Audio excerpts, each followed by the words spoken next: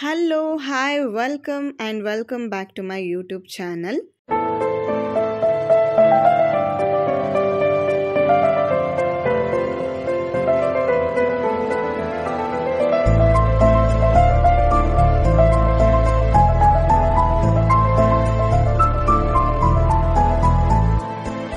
ಹೇಗಿದ್ದೀರಾ ಎಲ್ಲರೂ ಚೆನ್ನಾಗಿದ್ದೀರಾ ಅಂತ ಅಂದ್ಕೊಂಡಿದ್ದೀನಿ.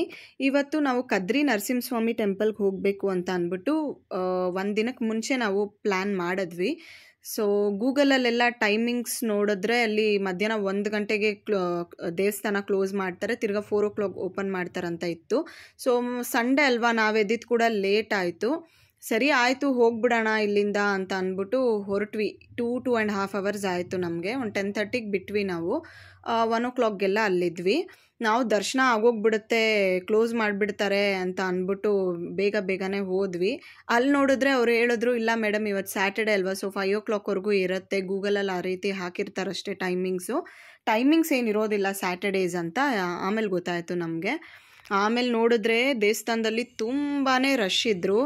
ನಮಗೆ ಆಮೇಲೆ ನಮ್ಮ ಮಾವನಿಗೆ ನಮ್ಮ ಅತ್ತೆಗೆ ಪರಿಚಯ ಇದ್ದಿದ್ದರಿಂದ ನಾವು ಅವ್ರಿಗೆ ಫೋನ್ ಮಾಡಿ ಅವರೊಬ್ಬರು ಕಾಂಟ್ಯಾಕ್ಟ್ ತೊಗೊಂಡು ನಮಗೆ ಬೇರೆ ಇನ್ನೊಂದು ಗೇಟ್ ಇದೆ ಅಲ್ಲಿ, ಸೊ ಅಲ್ಲಿ ಮಿನಿಮಮ್ ಪೀಪಲ್ಸ್ನ ಬಿಡ್ತಾರೆ ಅಷ್ಟೇ. ಅಲ್ಲಿ ಬಿಟ್ರೂ ಅಲ್ಲೂ ಕೂಡ ತುಂಬಾ ರಶ್ ಇದ್ದಾರೆ. ಸೊ ನಾವು ಅಲ್ಲಿ ಹೋಗಿದ್ದರಿಂದ ಪ್ರಾಬಬ್ಲಿ ನಮಗೆ ಒಂದು 1/2 hour ದರ್ಶನ ಆಯಿತು. ನಾವೇನಾದರೂ ಆ ರಶಲ್ಲಿ ಆ ಕ್ಯೂನಲ್ಲಿ ಹೋಗಿದ್ದಿದ್ರೆ ಒಂದು ದಿನ ಎಲ್ಲ ಆಗ್ತಿತ್ತು ಅಂತ ಅನ್ಕೋತೀನಿ. ಪಾಪ ಇವರೇ ನೋಡಿ ನಮಗೆ ಬಿಟ್ಟಿದ್ದು, ಮೇಡಮ್ ವೆಯ್ಟ್ ಮಾಡಿ ಸ್ವಲ್ಪ, ಆಮೇಲೆ ಇನ್ನೊಂದು ಗೇಟ್ ಓಪನ್ ಮಾಡ್ತಾರೆ, ಅಲ್ಲಿಂದ ನಾನು ಕರ್ಕೊಂಡು ಹೋಗಿ ಬಿಡ್ತೀನಿ ಅಂತ ಹೇಳಿದ್ರು. ಸೊ ಅವ್ರಿಗೆ ಥ್ಯಾಂಕ್ ಯು ಹೇಳಬೇಕು. ಹಾಗೆ ಅವ್ರ ಕಾಂಟ್ಯಾಕ್ಟ್ ನಂಬರ್ ಕೂಡ ಕೊಟ್ಟರು, ನೆಕ್ಸ್ಟ್ ಟೈಮ್ ಬರೋವಾಗ ಮುಂಚೆನೇ ಫೋನ್ ಮಾಡಿ ಬನ್ನಿ ಅಂತ. ಸೊ ದರ್ಶನ ಎಲ್ಲ ಮುಗೀತು ನಮ್ಮದು. ಅಲ್ಲಿ ಒಳಗಡೆ ವಿಡಿಯೋ ಮಾಡೋ ಹಂಗಿರಲಿಲ್ಲ, ಸೊ ಹಾಗಾಗಿ ನಾನು ವಿಡಿಯೋ ಮಾಡಲಿಲ್ಲ. ದರ್ಶನ ಎಲ್ಲ ಮುಗಿದ ಮೇಲೆ ಹೊರಗಡೆ ಬಂದು ಸ್ವಲ್ಪ ಎಲ್ಲ ಫೋಟೋಸ್ ಎಲ್ಲ ತೊಗೊಂಡ್ವಿ ನಾವು.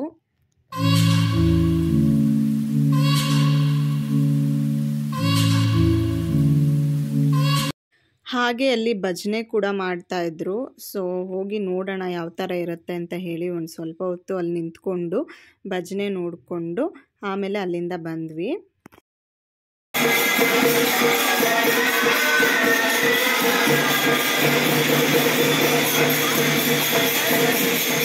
ದರ್ಶನ ಎಲ್ಲ ಮುಗಿಸ್ಕೊಂಡು ಬರೋವಾಗ ನಮಗೆ ಒಂದು ಬ್ಯೂಟಿಫುಲ್ ಜಾಗ ನೋಡಿದ್ವಿ ನಾವು. ಎಲ್ಲಾದರೂ ಊಟಕ್ಕೆ ಕುತ್ಕೊಳ್ಳೋಣ ಅಂತ ನಮ್ಮಮ್ಮ ಮಧ್ಯಾಹ್ನಕ್ಕೆ ಅಂತಲೇ ಅಡುಗೆ ಮಾಡಿ ಕಳಿಸಿದ್ರು.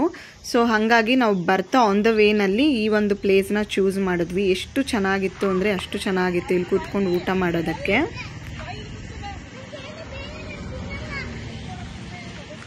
ವಾಯು ಸೇ ಹಾಯ್.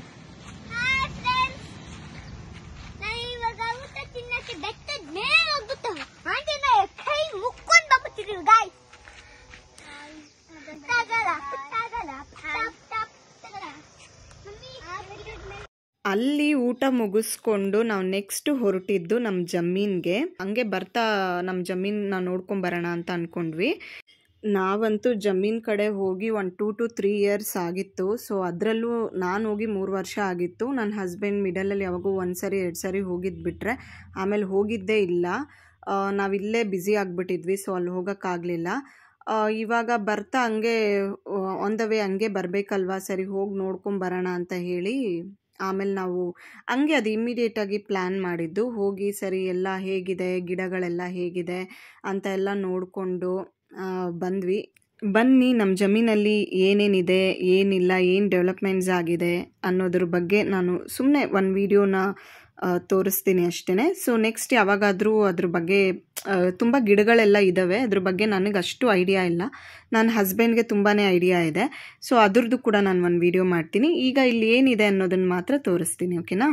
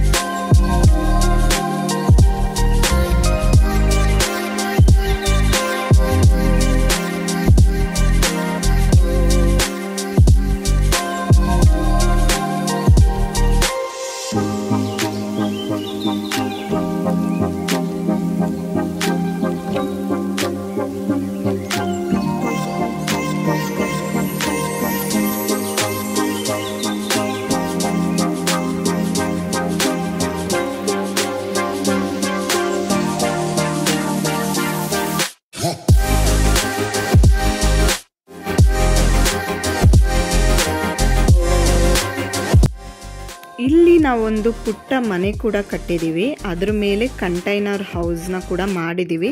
ಬಟ್ ಅದಿನ್ನೂ ಏನು ನಾವಲ್ಲಿ ಹೋಗಿ ಒಂದಿನ ಕೂಡ ಇದ್ದಿಲ್ಲ. ಬಟ್ ಇನ್ಮೇಲೆ ನಾವು ಸ್ವಲ್ಪ ಡೆವಲಪ್ ಮಾಡಬೇಕು ಅಂತ ಅಂದ್ಕೊಂಡಿದ್ದೀವಿ.